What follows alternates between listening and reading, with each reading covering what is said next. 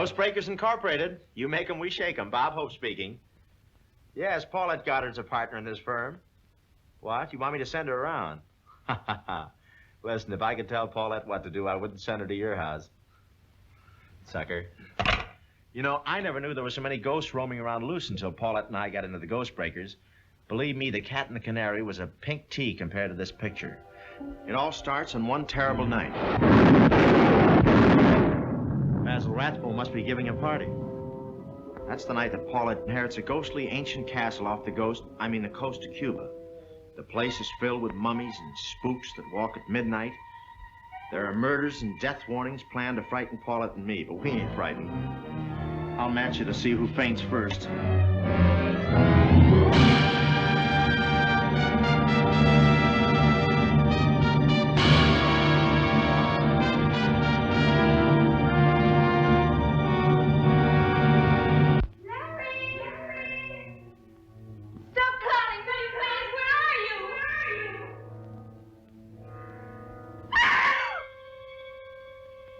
That sounds like Miss Carter's voice.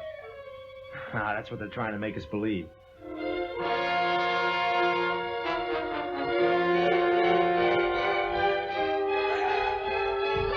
are you?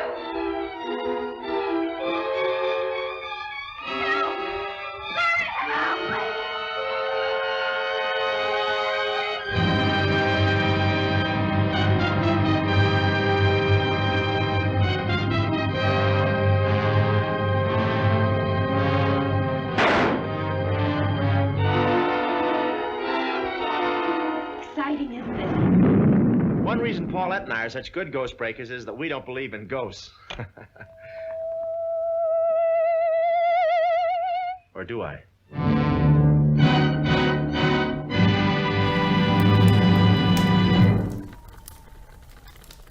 Yes, it is I, Count Ross May, back from the grave. And welcome to my ancient castle, Reitman for the job. Some say this is where evil rituals were once performed, rituals to cover the filmography of director Ivan Reitman. Ooh, scary stuff. But what happened, you may ask?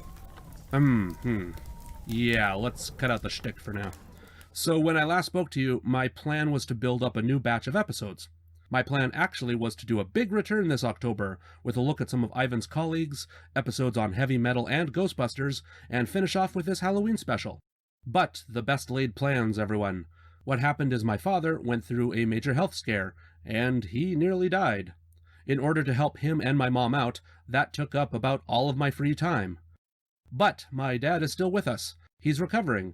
He just got home recently after months in hospital, and he's expected to mostly recover his health and mobility. I'm not saying this for any sympathy, but I just want to remind all of you that, hey, this is a part of life, and you need to be ready for when major unexpected things happen to your loved ones or even yourself. My dad's being taken care of, my whole extended family is doing well, but I just did not have the time to do this podcast like I had planned. So instead of a grand comeback, this October I could only just squeak in this Halloween special. I'll even be more honest. I thought I might have time to cover heavy metal as well, but then for almost all of September and October I developed a lung infection. Like, the most perfect thing to prevent me from recording on mic. So anyways, Reitman for the Job will definitely be back for a holiday special towards the end of this year. In any case, thanks for listening, and if I'm doing a run of podcasts and suddenly episodes just stop for several months, you can know that I'm just taking time to build up a new batch. On to happier things. Yes, happy Halloween, everyone. I thought it would be fun to explore one of the ghost-busting, ghost-smashing, ghost-crashing, Abbott and Costello meeting kind of movies that inspired Dan Aykroyd. And I've picked out one of the higher-profile ones, The Ghost Breakers from 1940, starring Bob Hope and Paulette Goddard. Before we get to it, let's answer some burning questions. Jack O.L. asks, are you a fan of Halloween? What if I said no? There's got to be one Ghostbuster fan like that, right? Oh, I love Ghostbusters, but I just hate Halloween. It sucks. There's got to be one person like that somewhere. But yes, I really like Halloween, and I especially loved it as a kid. And this will be no surprise, I dressed as a Ghostbuster more than anything else. Not every Halloween. I'd be a witch and Super Mario and a really crummy Darth Vader with a floppy mask. but I was a Ghostbuster with my Kenner Proton Pack for maybe 3 or 4 Halloweens. And I never had any sort of jumpsuit as a kid, but that didn't matter. A traditional Saskatchewan Halloween always had snow. It was too bad. My sister always wanted to be a ballerina, but it was too cold, so she'd have to go trick-or-treating with her winter gear on, and she was a ballerina underneath. I'm sure a lot of Canadians can relate to that. Also part of my October traditions, a few Halloween specials. I like It's the Great Pumpkin Charlie Brown and the Garfield Halloween cartoon. I also always wanted to see the real Ghostbusters Halloween episodes, and I was sad into the mid-90s when they were gone. And of course I might watch actual horror movies now. Halloween wasn't my favorite day of the year, that is still Christmas, but Halloween was my second favorite. Thanksgiving is kind of a lesser Christmas, just with a meal, and Easter is very nice, and I actually like the whole pastel, springtime aesthetic, but it was too similar in concept to Christmas, while Halloween was something very different. Speaking of different holidays, well, setting religion aside for a moment, so just in the secular sense, I know a lot of people today really emphasize how Christmas is especially magical for kids. It can be special, and I mean stressful too, for adults, but in the secular sense, I think a lot of people point out how Christmas should be owned by kids more than adults. You know, adults have cynicism when a 3-year-old does not. A 3-year-old just enjoys the lights and the idea of Santa Claus completely. At least I sure hope there isn't a cynical 3-year-old out there. Here's my thinking. Even more than Christmas, Hanukkah, and Kwanzaa, I really feel Halloween is a day for kids. Dressing up and trick-or-treating, I've always felt Halloween is for kids even more than the winter holidays. And I know some of you out there are going to disagree with me. I never realized how into Halloween some adults got, throwing a party or absolutely needing to watch certain horror movies, having elaborate scary decorations. I can't really get into that mode of thought. Even when I was in college, I went out around Halloween to bars. I just wore a Ghostbusters t-shirt, naturally. But I saw that as sort of an excuse to go out with a Halloween theme, and not necessarily a special event the way Christmas was.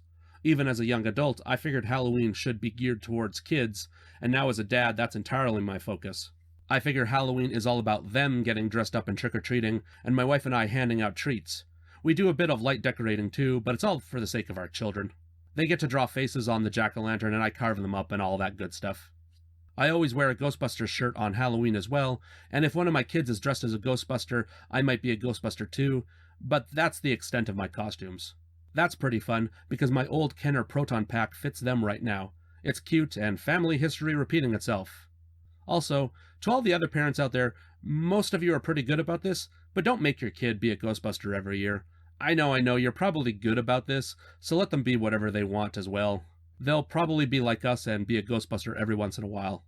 Speaking of which, it's kind of interesting that you can have an entirely Ghostbusters-themed Halloween now.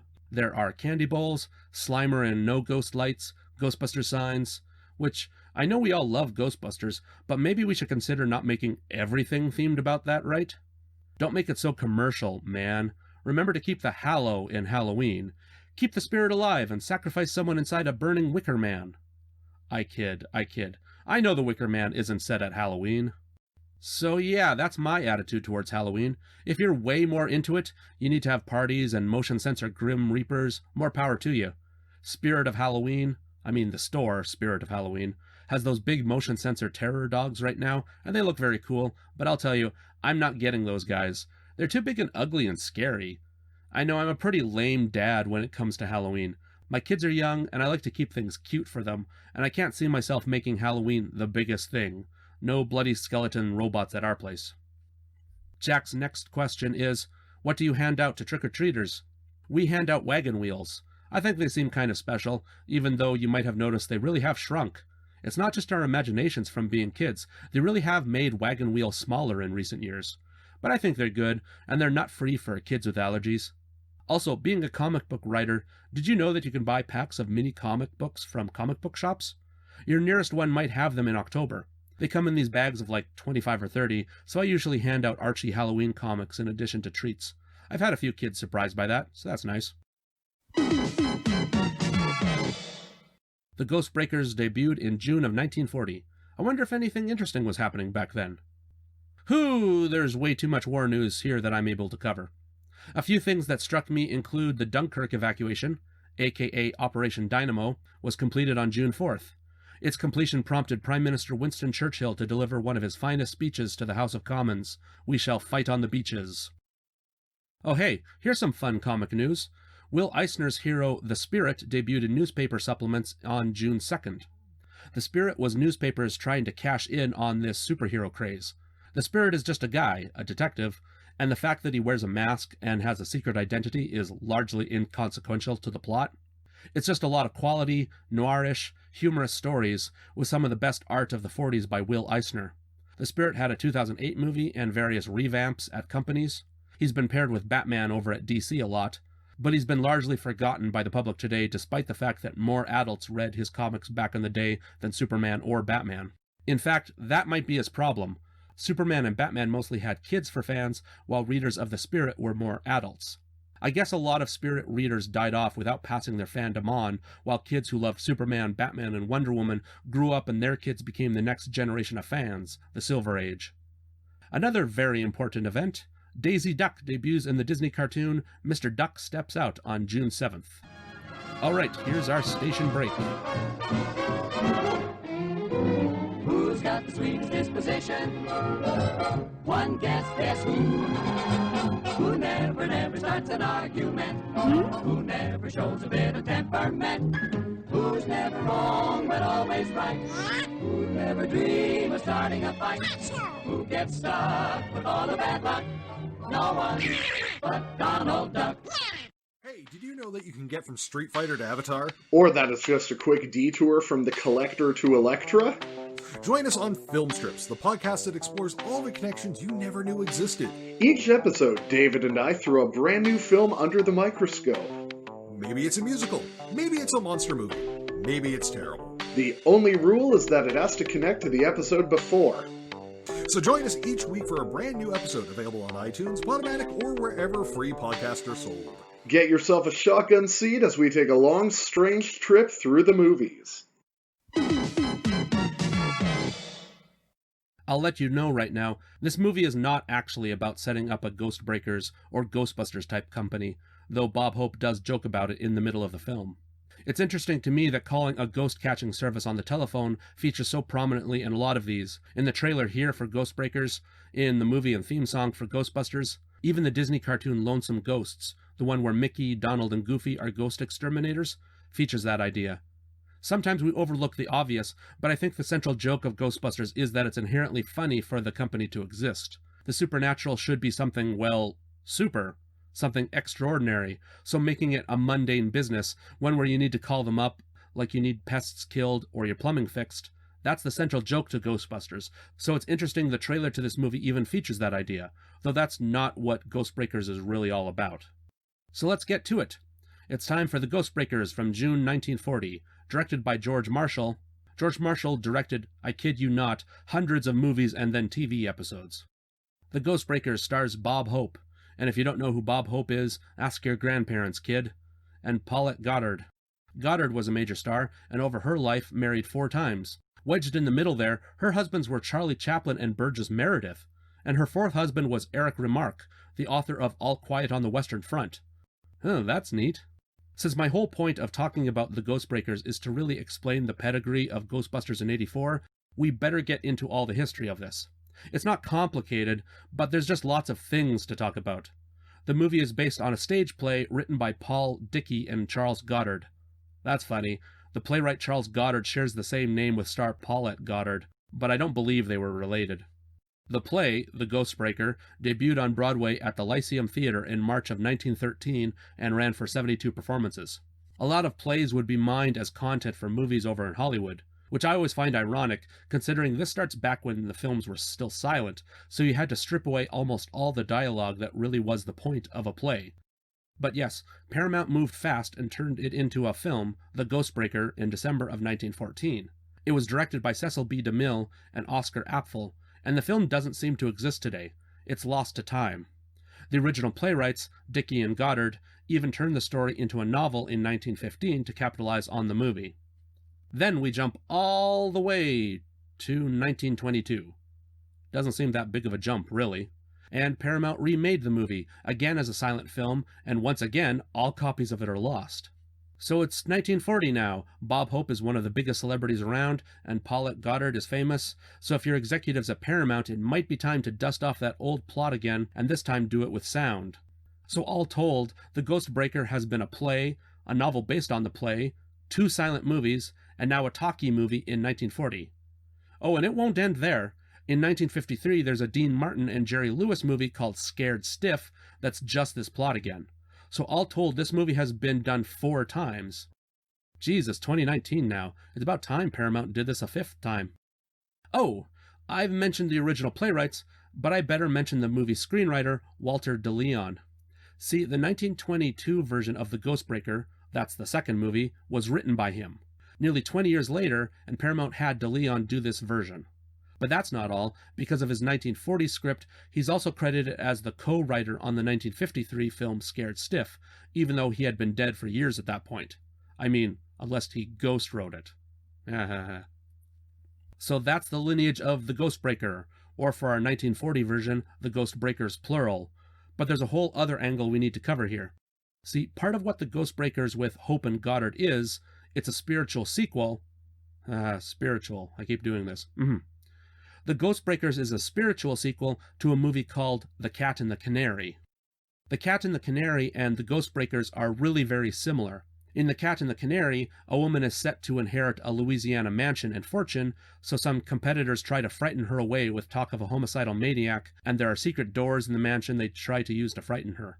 In The Ghostbreakers, a woman inherits a mansion in Cuba, and parties try to scare her away from it with talk of ghosts and zombies. In broad terms, they're basically the same plot. The Cat and the Canary also began as a stage play, written by John Willard in 1922. And get this, it's been filmed 6 times, including in Spain and Sweden. But here's what matters to us. In 1939, The Cat and the Canary was done starring Bob Hope and Paulette Goddard, and it was a big success for Paramount. They didn't have a sequel in the works, but they did have the very similar plot of The Ghostbreakers just laying around. Story-wise, the only difference is that instead of Goddard fearing she's going crazy and that a murderer named the Cat will come to kill her, now she and Bob Hope are afraid of ghosts and a zombie. And there you have it. The Ghostbreakers comes from a line of movies that began with a play, and the very reason it exists is because it's this pseudo-sequel to a very similar story called The Cat and the Canary. I've had people tell me they appreciate how thorough I am on this podcast. Thanks, everyone. And ordinarily I like to cover all my bases, but I simply don't have the time and energy to watch Cat and the Canary or Scared Stiff, and I certainly don't have time to read the Ghostbreakers novel, which you can buy online. I actually listened to short snippets of a reading of that book, and it was pretty stilted, old-timey stuff to me.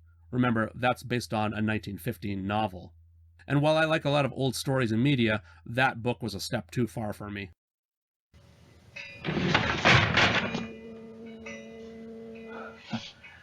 Pardon me, am I protruding? Lovely view, isn't it? Mr. Lawrence, I want you to meet Mr. Parada. He's just been telling me about the castle I've inherited. How do you do? Well, I feel as though I know you. I've heard so much. You've been in Havana before? No, first trip. Pleasure trip? Not exactly. Are you interested in tobacco plantations? No. Sugar industry? Look, I'll save you a lot of time. I'm a ghost breaker. A what? Well, you've heard of trust breakers and home breakers. I'm a ghost breaker. I take family skeletons out of the closet and dust them off. I explain mysteries that people don't want to explain. I make a nice living, too, chasing ghosts of the past, if you'll pardon the poetic reference. It's very interesting. Are you the one who is advising Miss Carter not to sell her castle? No, my advice is to keep the castle and sell the ghosts. I myself have heard of only one ghost, the spirit of Don Santiago. Does he appear nightly or just Sundays and holidays? I never saw it, but I've known several people who have. Your uncle. Your mother's brother was the last one. What did he tell you about it? Nothing. He was dead. Dead? He was lying at the foot of the staircase. His eyes were staring, mad. His face a mask of terror.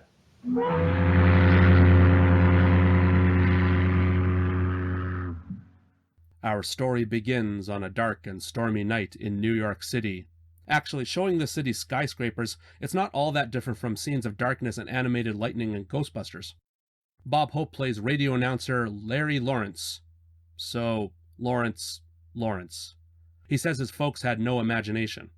Anyway, Larry has a ridiculous job, and something we can safely bet was written for this movie and not for the original play. You know, gossip columnists and websites?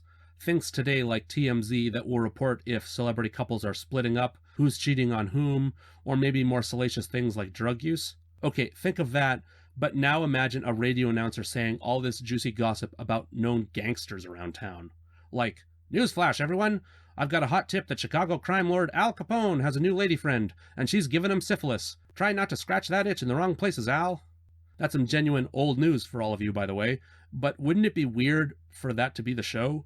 Who the hell would be foolish enough to make a program like that? Even assuming you're not killed in the first week, you're probably going to be sued for defamation, and then the gangsters will probably kill you next week anyway. It's a silly idea, but then it's just an easy setup to later get Bob Hope's character Larry out of the country. So there's a thunderstorm happening and the lights go out.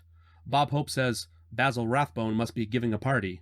We usually remember Basil Rathbone today for playing Sherlock Holmes in film, but at the time Rathbone had only played Holmes twice.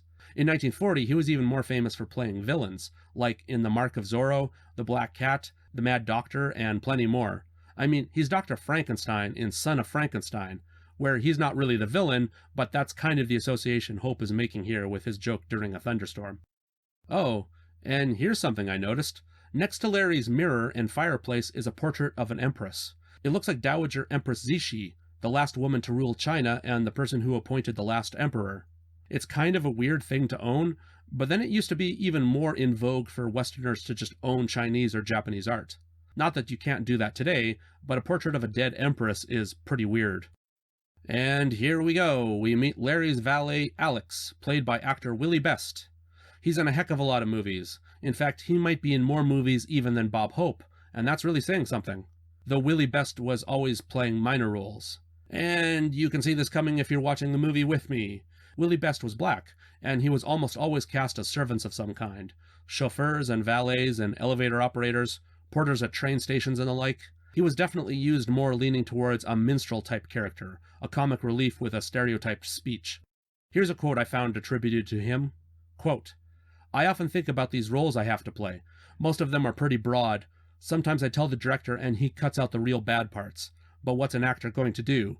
Either you do it or you get out." End quote. Oh, but also, Bob Hope had really complimentary things to say about Best, and once called him the finest actor I knew. But then, candles get blown out at one point and Larry gets scared, and he can't find Alex in the dark. He says, "You look like a blackout in a blackout," and he says he'll have to paint him white in order to see him. No, this movie. Okay, let's move on, because what can we even do about stuff like that now? Larry meets his inside man with the gangsters, Raspy, who gives him some hot tips on mob bosses. Again, what a weird, dangerous premise for a radio show. Despite the lightning and blackout, Larry is assured the radio station is still broadcasting, and he goes off to do his show. We cut to a hotel. Working girl Mary Carter, played by Paulette Goddard, is informed about what she's set to inherit, Black Island, off the coast of Cuba, and on it, Castle Maldito. Maldito. If we look up some Spanish, Maldito means damned. So, Castle Damned. I love it. And it's implied that's definitely not a nickname. Maldito is its real name, spoken by the Cuban solicitor transferring ownership. So yes, an ancestor of Mary Carter built Castle Maldito, and now she owns the island and the castle. I love it that the movie can't even be bothered here to explain if someone died for this to happen. Did a Cuban aunt of hers pass away? Was it sitting empty for decades? The movie doesn't care about trifling details like that. What we do learn is that Castle Maldito is haunted, and people don't last long there. There's also some intrigue. The Cuban solicitor, Parada, offers to buy the island and castle for $50,000 American dollars. I looked it up. Technology is great like this. But I looked it up, and $50,000 in 1940 cash is just shy of $1 million today. I think Parada overplays his hand, though, because now Mary is intrigued why the castle is worth so much. Her suspicion is quickly confirmed when another Cuban man, Medeiros, calls her from the hotel lobby and tells her not to trust Parada. Mary takes the property and plans on sailing to Cuba that night, which is funny considering there's supposed to be a violent storm going on. Mary undresses and listens to Larry's report on the underworld. No wonder Paulette Goddard was married 4 times. I bet she would have been married more, except the line got too long. Larry's program is sponsored by Cronin Coffee. Cronin is an Irish word and an Irish surname, so I guess that's where the name's coming from.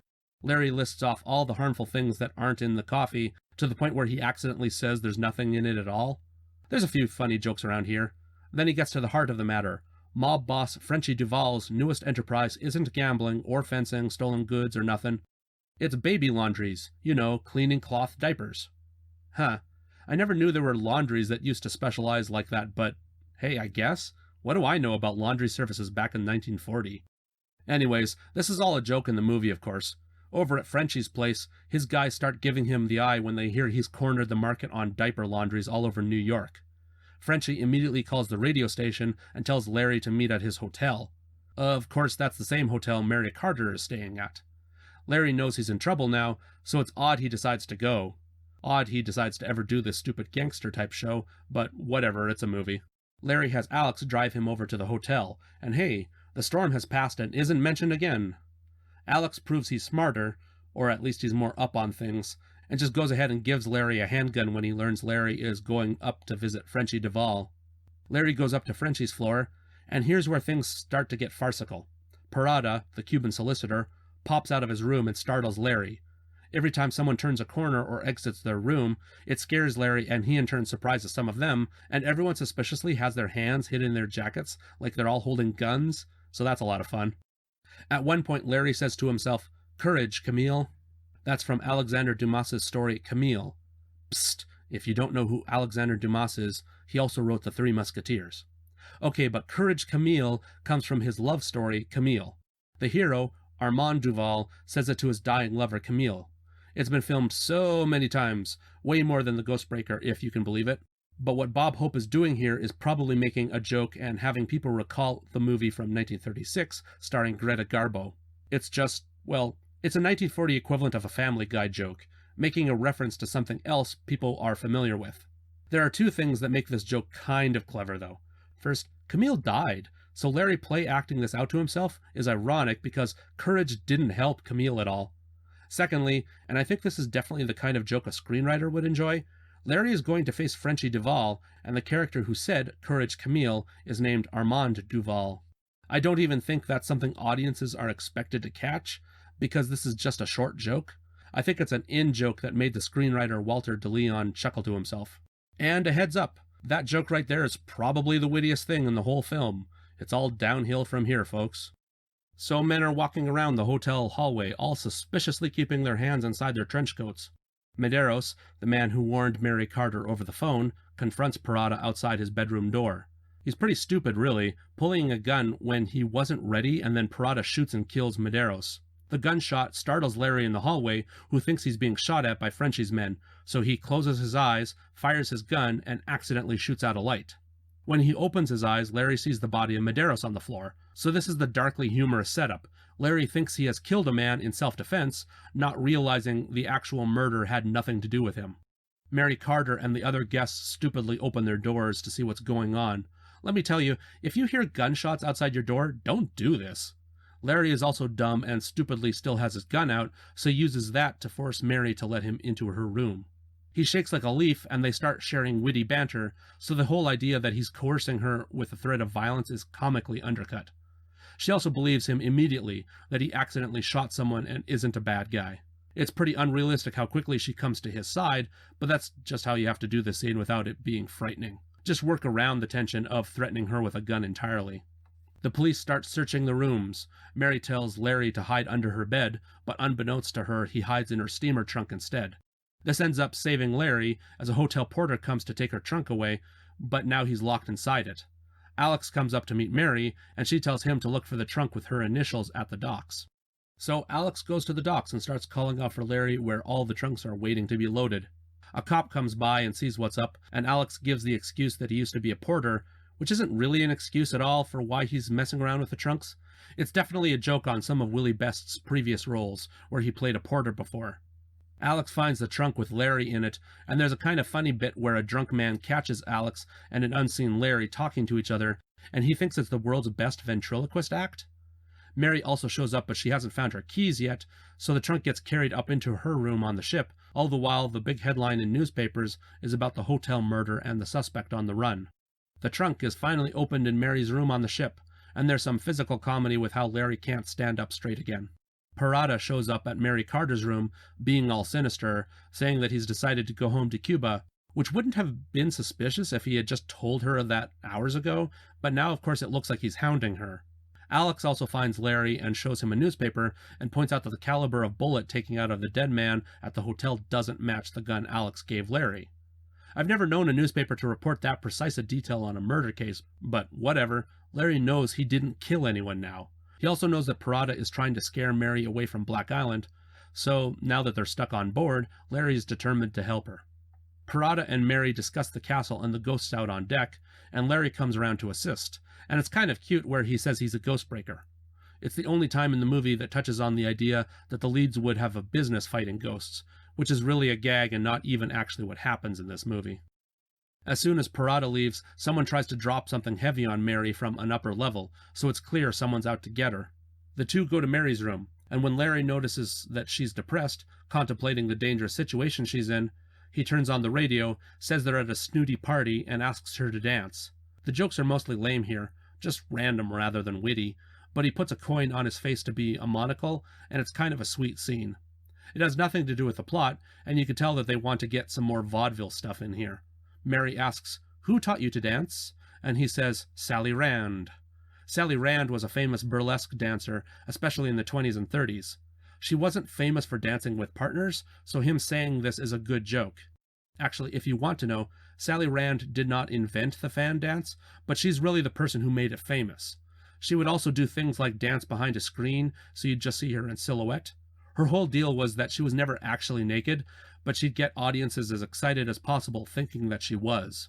It's a clever bit of psychology there. By doing that, she made herself more famous than actual strippers. And here it's an okay joke that Larry says Sally Rand taught him to dance. Then their dance ends with Larry making a joke that he's native, and he's going to break into a racist imitation of a native dance. Gah! Every time you sort of enjoy this movie, it reminds you that it's from 1940. Well, we cut to arriving in Cuba. The actors are on a ship set, and I love this old special effects trick. Before green screens, they just project an image up on a screen and say, "Hey, we're entering Havana." When you get to the 60s or 70s, this trick is pretty obvious, but on old black and white films, it can be kind of convincing. They sail past Morro Castle, the old fortress at the bay. Larry says it was completed in 1597. He also talks about the history of Havana with pirates and slave trading, and he says it would have made for a good film by Cecil B. DeMille. Okay, surface level. That joke is that DeMille was famous for directing epics. His 2 versions of the 10 Commandments are especially remembered today. It's also an in-joke because DeMille co-directed the original, the 1914 version, of The Ghostbreaker. Bob Hope would have also known Cecil B. DeMille personally, by the way. I don't know if they were good friends by 1940, but years later you can see photos of them together at social events, at birthday parties and the like. Before reaching shore, Mary goes back to her room to find a knife with a voodoo trinket stuck on her door. She also immediately meets Jeff Montgomery, an American living in Cuba. And she immediately trusts this guy, which isn't the brightest thing when her life is being threatened right now. Montgomery is a handsome young guy played by Richard Carlson. You know me, I like to talk about every little thing an actor's done, but Richard Carlson's career is just a lot of stuff I've never heard of. He's kind of a Troy McClure type in that way. But he's Dr. David Reed in Creature from the Black Lagoon. So here's Richard Carlson 14 years before that movie. So this guy he's playing, Jeff Montgomery, identifies the charm pinned to Mary's door as a voodoo uwanga. That's Ouanga, uwanga. And it's a real thing. Montgomery claims that there can be good or bad uwanga charms. If you look for pictures of them online, they usually look like little bags, or sometimes dolls with the bottom acting as both a bag and a little dress. They get confused a lot with voodoo dolls online, and I don't know if they can be the one and the same thing, or if voodoo dolls are a type of uwanga, or what. In any case, when you have a little thing pinned to a knife by your door, that's definitely meant for bad luck. Oh, and we're about to get into more voodoo in this movie. I can make an educated guess that this voodoo content wasn't in the play or earlier films, just based on certain characters not being included in those versions. But also, I can tell this film production was inspired by other, more recent films. In 1936, there's the movie Uwanga, set in Haiti. It's about a mixed woman with powers getting mad that her lover is going to marry a white woman, so she starts commanding zombies. You can see it online, and it's dreadful stuff, really low production values. And I can also tell The idea of the movie Uwanga is that you're supposed to be titillated at the thought of being with a woman who isn't white. But watch out, because that woman will want revenge and has mysterious powers. Okay, my point. That movie is just awful, but it must have inspired some people at this production who said, hey, incorporate voodoo, zombies, and this Uwanga thing into Ghostbreakers. So that's what's going on. Man, this movie has so many thematic connections to other films. Hey, speaking of zombies, when I teach high school students in October, one thing I actually do is give a lesson on how zombies have changed over time. I'm not going to do that today, but the short version is that zombies were really born out of the idea that people weren't always good at telling when someone was alive or dead. That's the danger of being buried alive, right? That maybe you're in a coma and everyone around doesn't have modern medical training, so they just go ahead and bury you. Heck, the ending of Romeo and Juliet is based around this idea, that people just used to be lousy at actually being sure when someone is dead. In some African and Haitian cultures, when a person is right on the precipice, right on the edge between being alive and dead, there's the belief that a witch or a wizard could command them to stay in the world of the living. The sick person stays alive by the magician's force of will, making them a zombie, just barely thinking and barely alive. This also makes the witch or wizard the zombie's master, and then standard zombie stories become about how the magician will command the zombie to attack other people, to get revenge on anyone the magician wants. That's the kind of zombies we're working with in Ghostbreakers. If you want to see how they changed into undead ghouls we have today, read the story Herbert West, Reanimator by H.P. Lovecraft, the novel I Am Legend by Richard Matheson, or its first movie, The Last Man on Earth from 1964, and finally George Romero's movie Night of the Living Dead. You'll have fun with any of those too, but they're also the important works that create the modern zombie. What, did I just go off topic? Huh, first time for everything. Back to the plot. There's a good scene here on the ship. In private, Parada warns Larry that Mary... it's so annoying saying Larry and Mary. Anyway, Mary should stay away from Castle Maldito. Larry keeps on cracking wise, but he cleverly actually turns his jokes into threats. He says he's not brave, in fact he's got rabbit's blood in him. But if he spots a ghost in the castle, he'd shoot the ghost, and wouldn't that be foolish, firing a gun at a ghost? I love that. That's a clever little threat he gives to Parada. Mary and Montgomery go to Havana that night. Larry was invited too, but he disappeared. Things are starting to come together now. It looks like Medeiros, the man killed back in New York, is back from the dead. But nope, it turns out to be his twin brother, played by the same actor, of course, who has come to demand Mary explain why his brother was killed.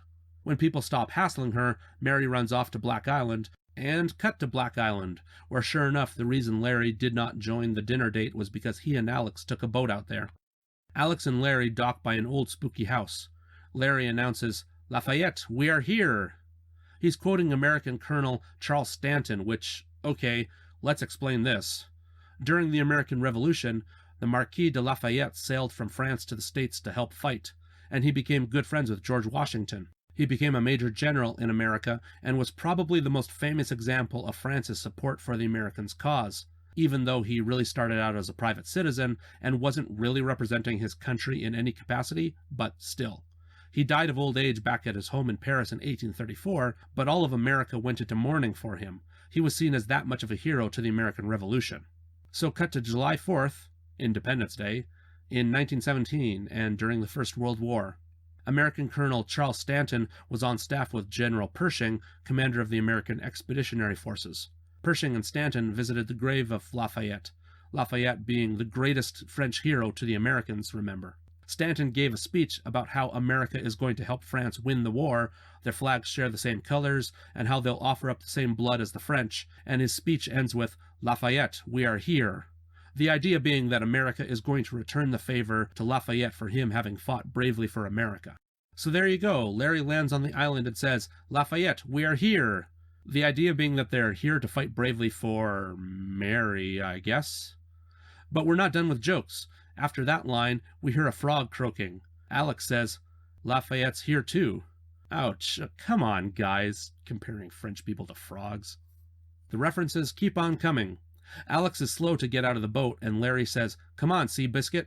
The irony is that Seabiscuit was a very fast horse, and here Larry is telling Alex to get a move on. There's probably the extra layer to the joke that because they're getting out of a boat that's in the sea. Seabiscuit was recent news at the time too, running his most famous race against the Triple Crown winner War Admiral in 1938. Seabiscuit was never a Triple Crown winner himself. There are at least 2 people living in the little house on the island. One is an old lady, and the other is her zombie son. We meet the woman who asks, "What are you doing here?" Larry asks if he can sell her a subscription to Weird Stories magazine. The joke, of course, is that she looks weird and scary, and that she might be interested in a sci-fi and horror magazine. There was no Weird Stories, but what they're really doing is making a bit of a reference to Weird Tales, which was one of the most famous science fiction and horror magazines at the time.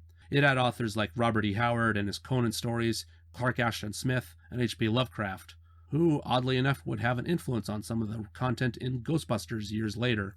Oh, the joke. Larry also says if he sells her enough subscriptions, he'll get to go to Vassar College, so just the idea that he's acting a much younger man. We should talk about the 2 actors here.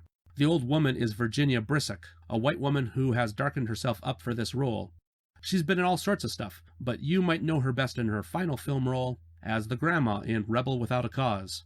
Even more interesting is Noble Johnson playing the woman's zombified son.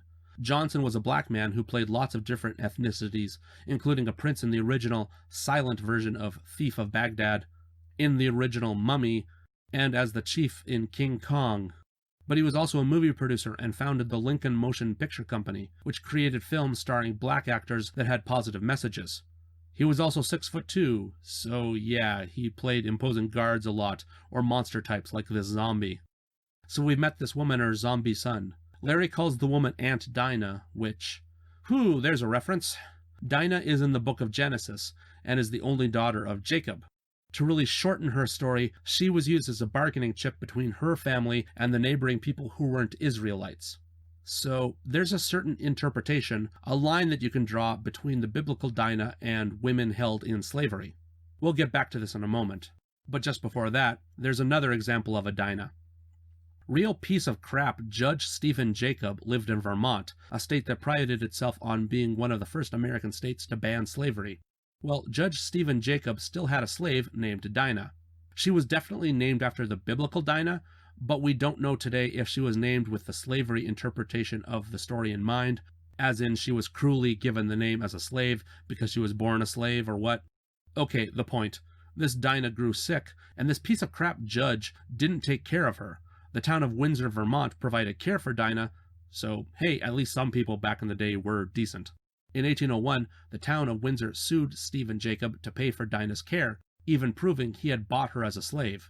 Jacob countered that since slavery was illegal in Vermont, she was therefore never a slave, and he was therefore not responsible for her care. And Jacob won based on that argument. But it became a famous example of a Yankee being a slave owner, and Dinah became a famous example of a former slave. Where does this lead? One of these 2 reasons, or perhaps both of them, meant that during the American Civil War, the name Dinah came to symbolize black women slaves and freed slaves. Both black and white abolitionists would invoke the name of Dinah, and there are records from freed slaves how Union soldiers would call all the women Dinah, telling them that they're free. And there you go, this all leads to 1940, and Bob Hope calls a woman Aunt Dinah because he doesn't know her name. That's always rather rude, but it was coming from a historic place of people knowing that slavery was evil, I guess? I'll leave it there. I'm not here to make a value judgment on this, I guess. But, more of this stuff. This is where Willie Best as Alex really plays up being frightened, being a stock minstrel character, all scared and wide-eyed approaching the castle. I like the views of the castle. It's not even a model. You can tell it's obviously a painted backdrop. The movie's doing its best to make it look like it's more off in the distance, when really if the actors would walk 2 or 3 meters away, they'll knock into the backdrop. Things get better when they get up close to a physical set of its entrance, though. But I like this too. There are bats on strings, very classic. Also, you know how all jungles in movies sound the same? You hear a kookaburra here, even though kookaburras live in New Guinea and Australia.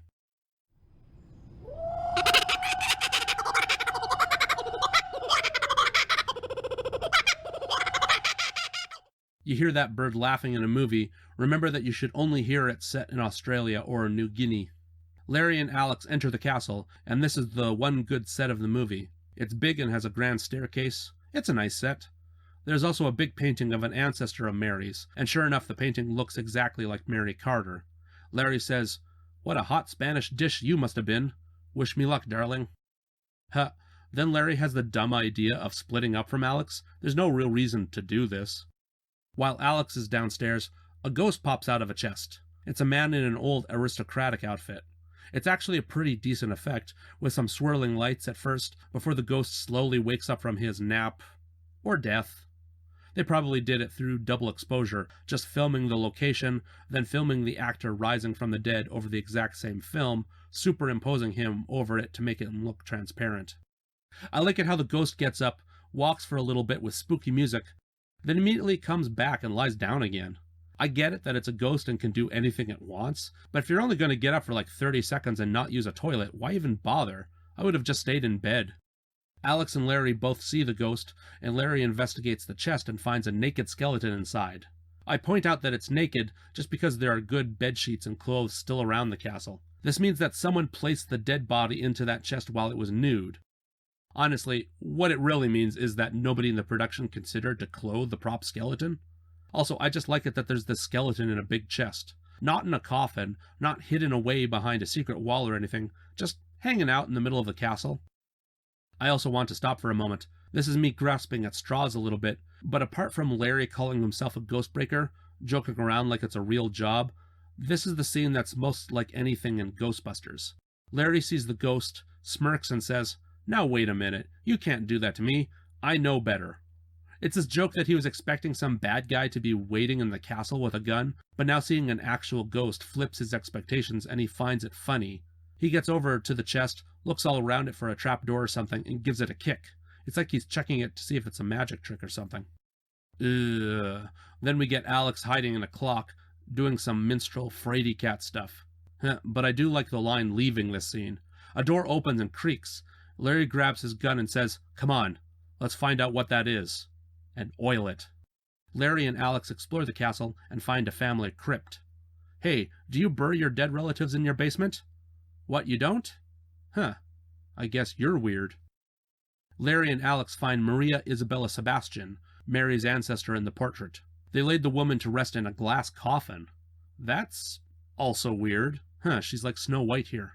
There's another good joke here. Alex asks, "Is that a mummy?" Larry says, "Yeah, it's Miss Carter's great-great-grandmummy. I didn't mean it, honest." Oh, and here's the biggest mistake of the movie, so big that the movie's Wikipedia page even mentions it. They find another glass coffin. What's up with these glass coffins?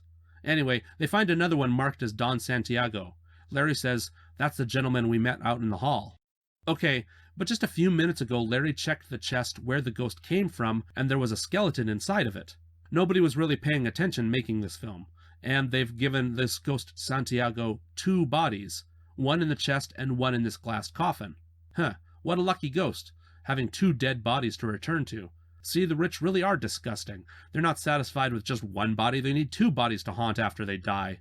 In all seriousness, this 2 bodies business can actually be explained away. Maybe Larry is mistaken and the ghost isn't of Don Santiago. Maybe it's some other relative. It still doesn't explain why there's a skeleton just hanging out in a chest upstairs, but hey.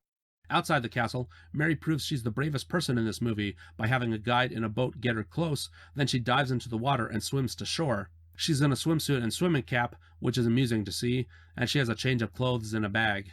But the old lady spots her and wakes up the zombie. Now here's something.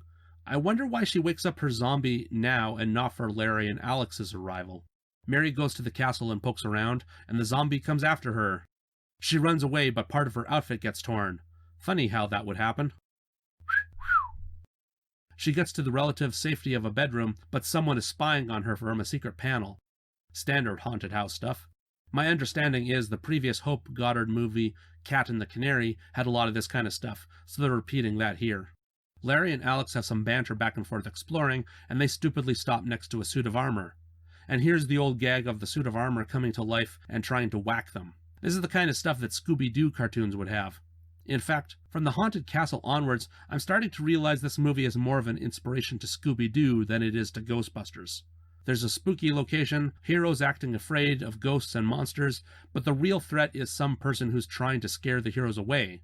Seriously, it's Ghostbreakers and other movies like it that later get you the Scooby-Doo formula. But yes, the armor comes to life and they all wrestle. Alex shouts, "It's the zombie!" Larry says, "It ain't Baby Snooks!" Okay, there's a reference I can talk about, but I'll try to keep it short. Yeah, right, like I ever keep things short. Anyway, in 1904, there was a comic strip by George McManus called The Newlyweds. Part of the gag of The Newlyweds is that you never learn the characters' names.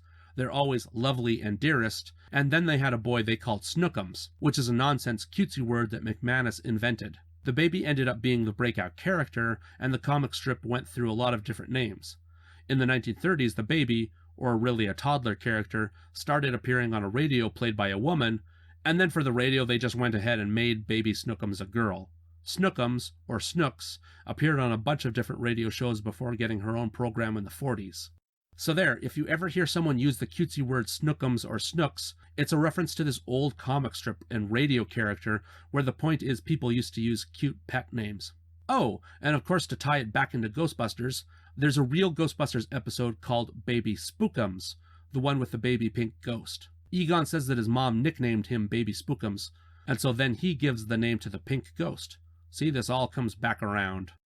The zombie is all set to bash Larry's face in when he sees another ghost? No, it's Mary Carter, who's wearing the same dress as her ancestor in the portrait. This vision stuns the zombie long enough for Alex and Larry to overpower him and lock him in a closet. Honestly, there was no reason for Mary to put on this elaborate old dress. I guess she had some idea that it would come in handy in surprising the zombie, I guess? Whatever, there's no real accounting for this, so we better just move on. Oh, actually, there is probably a reason for this, just not in the plot. At the same time The Ghostbreakers was being filmed, Alfred Hitchcock was directing his first Hollywood film, Rebecca. In Rebecca, a major plot point towards the end is that the heroine wears a custom dress to match a large portrait in the mansion, basically doing the same thing as Mary Carter here, and in both cases the women sort of become living ghosts. I mean, people around them get disturbed because it's like a dead person coming back. I don't think this is just a coincidence. The novel Rebecca was a huge recent bestseller, selling millions of copies, and the heroine wearing the dress seen in a portrait is the most iconic part. Producers of The Ghostbreakers knew that scene was going to be in the movie version of Rebecca coming out in 1940, so here's just a blatant copy that same year. It's like DreamWorks copying whatever Pixar is up to. See, movie studios ripping each other off is way older than you think. So the zombie is locked up in a closet. Mary has Larry show her the crypt, where they find a riddle on a wall that mentions finding a key to a treasure. Can you imagine someone bothering to put a treasure hunt in a riddle in your resting place? Oh, the eccentric rich. Oh hey, and it's conveniently in English instead of Spanish. Upstairs, a young, handsome Montgomery shows up to the castle and meets Alex. Back in the crypt, it looks like a body in a casket is coming to life. Is it a vampire? Well, no, it's actually Parada, and here's another Scooby-Doo staple. Turns out that him being sinister since the start of the movie, offering to purchase the castle from Mary and giving her dire warnings, well, it turns out that he might have been a swell guy the entire time who never meant her any harm. Someone stabbed him when he came to the castle and was suspiciously spying on Mary, and the assailant stuffed Parada in the coffin. Okay, I guess murder isn't very Scooby-Doo, but the idea that the suspicious man is really innocent and the only nice guy left is going to be evil, that sure is Scooby-Doo. I guess I just spoiled the ending now, but we only have one suspect left anyway. Of course, Parada lives long enough to give cryptic messages about the treasure, but can't spare a breath to answer the question of who stabbed him. Well, Parada kicks the bucket, and Mary figures out that the key to the treasure are keys on an organ in the crypt. She can figure it out by looking at markings on a wall. It's very video game logic, very Legend of Zelda. The notes open a door in the crypt leading even further down. Larry and Mary go down to a lower level and discover a small mining operation. Then suddenly, dun dun dun, the twin brother Madero shows up with a gun. He looks like he's about to threaten the two, but instead he tries to warn them. Then bang! The twin is shot in the arm. Out from the door pops Montgomery. Dun dun dun! Yes, it really is Scooby-Doo logic. Nice guy Montgomery has discovered silver under the castle, and he killed Parada before Parada could warn Mary about anything. All this logic, It makes enough sense, but the movie isn't really concerned about who knew what when. Like, did Parada know Montgomery was evil throughout the movie? That seems to be implied, but then it doesn't make sense why Parada wouldn't just explain that to Mary from the start. And then there's the twin brothers, and Montgomery even asks the twin how he knew about the Silver or Montgomery's plot, and the twin just says, "Hey, does that matter right now?" It's funny that the movie is even self-aware enough to know it's not explaining everything, but just rushes past this. It looks like curtains for Mary, Larry, and Medeiros, when suddenly there's a bong sound and 2 trapdoors open. One is actually above Montgomery, and the other is a trapdoor underneath Montgomery that sends him to a watery grave. Splash. There's actually no reason for the trapdoor above, except it lets Alex poke his head through and he says, "Did I press the wrong button?" I think we're supposed to assume he was playing around on the organ in the crypt, but that's not really made clear. In any case, Deus Ex Machina, the machina being the organ. Montgomery fell to his death. Mary Carter now owns a castle with a fortune in silver, and all the people still alive head off in a motorboat. The last gag is standard stuff too, and I think this has come up in cartoons. Larry and Mary ask, "So hey, how did the bad guy imitate a ghost so well?" And Medeiros says, "That was the real ghost." Ooh, spooky. Then this is stupid. Larry is very presumptuous and proposes to Mary by saying they'll have something to discuss for their honeymoon. She seems happy about this, but girl, you just became a millionaire with a private island and you've known this guy for a couple days. You don't have to settle for Bob Hope just now if you don't want to. But this being a movie, she's all smiles and they kiss.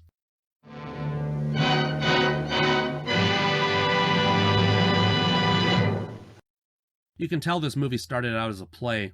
First, I can tell the voodoo and zombie content are just for this movie, as is Larry being a radio announcer. Hey, speaking of that, the whole plot with Frenchie Duval, plus the New York police looking for Larry, is left unresolved. I guess the twin brother Medeiros could tell the cops that he thinks Larry is innocent, but it's not like he could really prove it.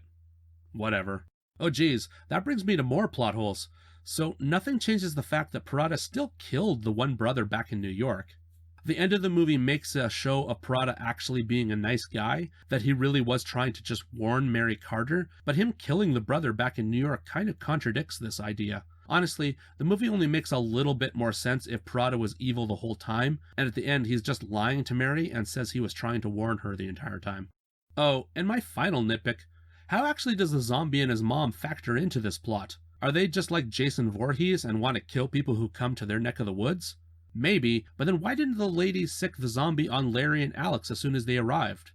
So, was it really that Montgomery knew them, and he told them to attack Mary Carter? Yeah, I'm doing the thing I'm always doing. The movie just has things happening, like multiple bodies, one being a naked skeleton. There's dangling threads with mob bosses, there's a zombie, and a woman wearing dead people's clothing, and all for no real reason other than it hopefully makes for some fun scenes, not because it'll make for a story that makes sense. I was saying that you can tell this began life as a play. They kind of hide this fact with multiple sets, but you can tell you only need 3, maybe even as little as 2 sets. You need a room for Mary Carter to take legal ownership of the island, and for Parada to give his dire warnings about ghosts and all that, and for some hijinks with Larry. Then if you want, you can have the scenes on the ship, but even all that action could actually be shifted to a single castle set, and have the characters run around Scooby-Doo style, running away from the ghost or monsters until they find the castle's secret. Oh, the final secret, or fact. This all takes place in 1940. If Mary and Larry did marry, Mary and Larry marry, they wed, if they decided to live in Cuba, they'd be in trouble in the 1950s for the Cuban Revolution. Mary is definitely going to lose that island, and she's only going to keep some of her fortune if she's transferred some of it to the States. So that's their future. So, the $64,000 question, and that's an old enough reference. The question is the Ghostbreakers worth watching? I shall consult this Ouija board I keep by my computer. Oh, spirits. Spirits like Crystal Head Vodka. Is the Ghostbreakers worth recommending to people? I feel it. I feel it moving. Manufactured by Milton Bradley. No, wait. The moon and a big old no. Thanks a lot. That was a big help, spirits. So the point. The Ghostbreakers is not a fantastic movie. It's okay at best. I'd only recommend it if you're like me and want to really explore some of the ghost-chasing movies that brings you to Ghostbusters in '84. In a way, that's kind of the tradition. You know how old serials inspired George Lucas to make Star Wars and Indiana Jones? There's less of a connection here, but it's worth watching if you want to see a bit of a line between Ghostbreakers and Ghostbusters. The difference being that in Ghostbusters, like Star Wars and Indy, they get to use better special effects, but also the focus actually becomes honestly on stopping ghosts, while here in 1940, the characters mostly know what's up and it's really a story about stopping a human villain, and the supernatural is really just window dressing and a gag at the end. Speaking of which, this is the last time I'll mention this, but actually in structure this movie shares more in common with Scooby-Doo than Ghostbusters. There's a castle and a fortune, and a villain is trying to scare the heroes off. This is also true of The Cat and the Canary, and a little bit in Bob Hope and Paulette Goddard's last film together, Nothing But the Truth. Nothing But the Truth has guys trying to muck up someone getting a fortune again, but it otherwise moves away from killers, ghosts, and zombies, and is all about Bob Hope needing to tell the truth for 24 hours. Yes, it's a non-magical version of Jim Carrey's movie Liar Liar. And I don't think there's anything else for me to discuss with this. Check out Ghostbreakers only if you're absolutely curious. Every so often something pretty racist pops up, which is not good. There's witty dialogue every so often. It kind of reminds me of Peter Venkman, of saying something clever and flippant in the face of something weird and scary, but none of the dialogue is quite enough to make me really laugh, just chuckle at best. So like I said, this movie is just okay. Hope you had a good Halloween, folks. Hope you survived the night to All Saints' Day, too. I'm the disembodied voice of Ross May, and if a Ouija board doesn't work, you can reach me on Twitter at RossMayWriter, or go to rossmaywriter.com to find my email there. Now I must return to the grave, so let's split up. We can do more damage that way.